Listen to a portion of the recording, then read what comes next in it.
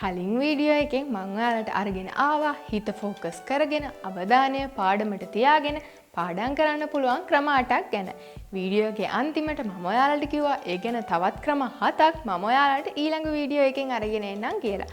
ඒක නිසා අද වීඩියෝ එකෙන් මම ඔයාලට කියන්න යන්නේ හිත ફોකස් කරගෙන පාඩම් කරන්න පුළුවන් තවත් ක්‍රම 8ක් ගැන. ඉතින් ඔයාලා මම දාපු කලින් වීඩියෝ එක බැලුවේ නැත්නම් ඒ වීඩියෝ එකේ link එක මම පල්ලෙහා description box එකේ දාන්නම්. අනිවාර්යයෙන්ම ගිහිල්ලා ඒ වීඩියෝ එකත් බලන්න. එහෙනම් දැන් අපි බලමු කොහොමද මේ හිත ફોකස් කරගෙන පාඩම් කරන්න කියලා.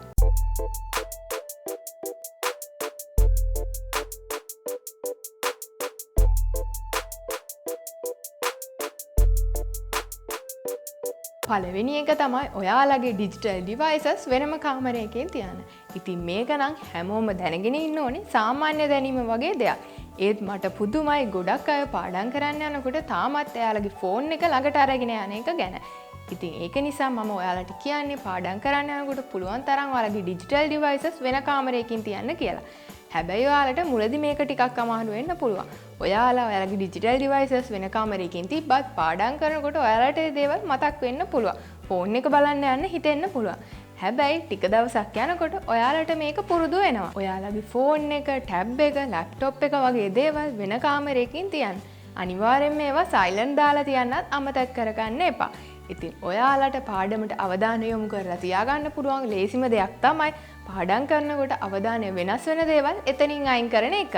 දෙවෙනි එක තමයි ඔයාලට මම ඉස්සෙල්ලා කිව්වා වගේ ෆෝන් එක තියන්න වෙනත් තැනක් නැත්තම් මම දැන් කියන ඇප් දෙක යූස් කරන්න. පළවෙනි ඇප් එක තමයි Forest කියලා කියන්නේ. ඉතින් මේ ඇප් එක නම් මමත් පෞද්ගලිකව යූස් කරලා තියෙන ගොඩාක්ම හොඳ ඇප් එකක්. ඉතින් මේ ඇප් එකෙන් වෙන්නේ ඔයාලා පාඩම් කරන ස්ටඩි සෙෂන් එක ගහක් බවට පත් වෙන එක.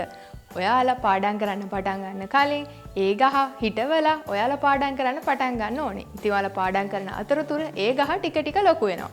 හැබැයි ඔයාලා ඒ ඇප් එක ක්ලෝස් කරලා ෆෝන් එකෙන් වෙන මොනවා හරි කරන්න ගියොත් එහෙම ඒ ගහ මැරෙනවා. ඉතින් ඔයාලා අර හිතාගත්තු කාලය පාඩම් කරලා ඉවර වෙනකම්ම ඔයාලා මේ ඇප් එක ක්ලෝස් කරන්නේ නැතුව දිගටම පාඩම් කරන්න ඕනේ. ෆෝන් එකෙන් වෙන වෙන දේවල් වලට යන්නේ නැතුව. ඉතින් මේකෙනුත් ඔයාලට ඵලදායීව පාඩම් කරන්න පුළුවන් වෙනවා. ඉතින් මම කලිනුත් කිව්වා වගේ ෆෝන් එක අපේ ළඟ තියාගන්න හොඳම නැති දෙයක්. ඉතින් මේ ඇප් වලිනුත් වෙන්නේ ඔයාලා ෆෝන් එක පාවිච්චි කරන එක නවත්තලා පාඩමට අවධානය යොමු කරවන එක.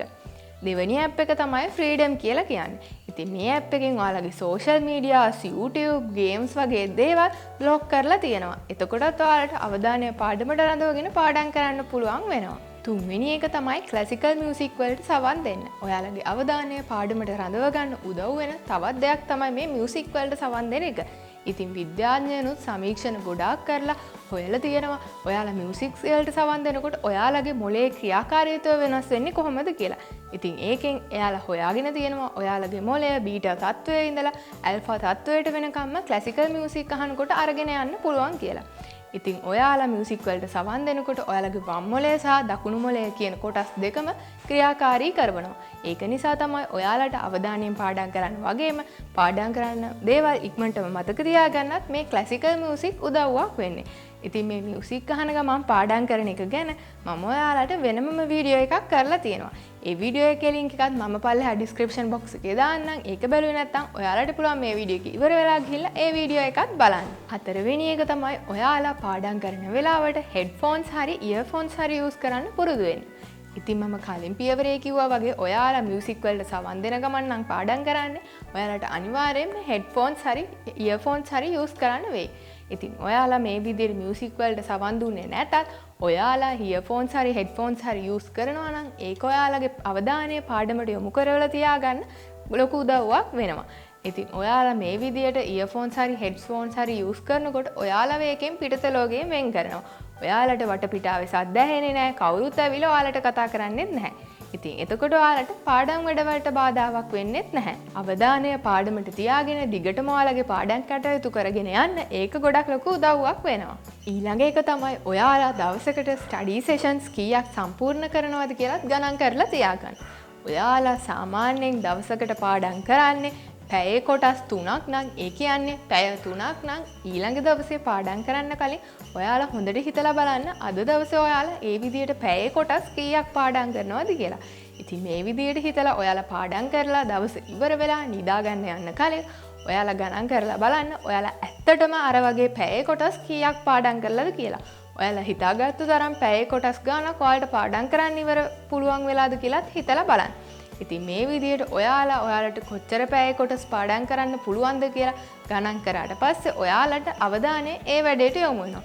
ඉතින් පාඩම් කරන්න උනන්දුවකුත් ඇති වෙනවා. මොකද ඔයාලා පුළුවන් තරම් පැයේ කොටස් ප්‍රමාණයක් දවසකට ඉවර කරන්න ඕනේ කියලානේ හිතන්නේ.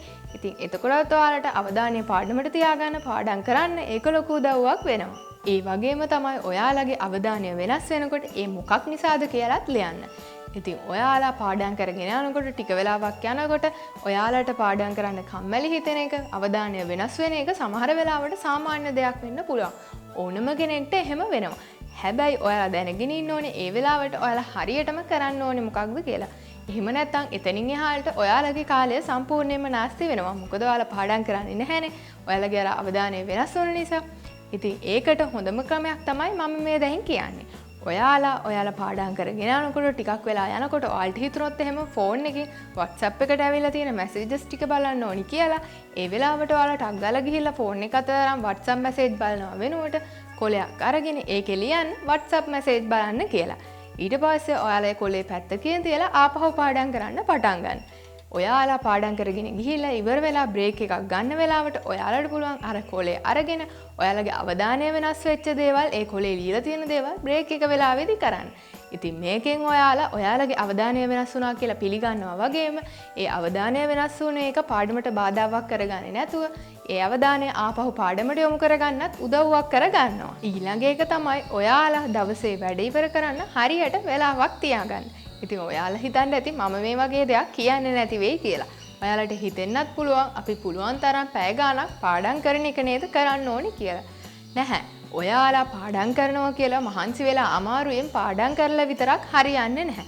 ඔයාලා ස්මාර්ට් විදියට පාඩම් කරන එකයි කරන්න ඕනි. ඕනෙවට වඩා වෙලාවක් එක දිගට පාඩම් කරගෙන යනකොට ඔයාලා හිතුවට ඔයාලා මේ දේවල් පාඩම් කරනවා කියලා සමහර විට අන්තිම හරිය පාඩම් කරන දේවල් කිසිම දෙයක් ඔයාලගේ ඔළුවට යන්නේ නැති වෙන්න පුළුවන්. ඉතින් එහෙම පාඩම් කරන එකේ තේරුමක් වෙන්නේ නැහැ.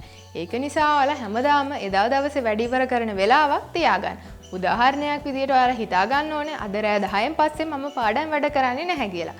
එතකොට ඔයාලා දන්නවා ඔයාලා ඒ වෙලාවෙන් පස්සේ පාඩම් වැඩ කරන්නේ නැහැ කියලා. ඔයාලා දවසේ වෙලාවේදී වැඩ කරන්නේ අන්න ඒකට අනුව. ඊට පස්සේ 10 වුණාට පස්සේ පාඩම් වැඩ කරන එක නවත්තලා හොඳ නිින්දක් ලබාගෙන ඔයාලගේ මොළය රිලැක්ස් කරගන්න. ඔන්න ඉතින් අද වීඩියෝ එකකිනුත් මම ඔයාලට හිත ફોකස් කරගෙන අවධානය පාඩමට තියාගෙන පාඩම් කරන්න පුළුවන් ක්‍රම 7ක් ගැන කියලා දුන්නා.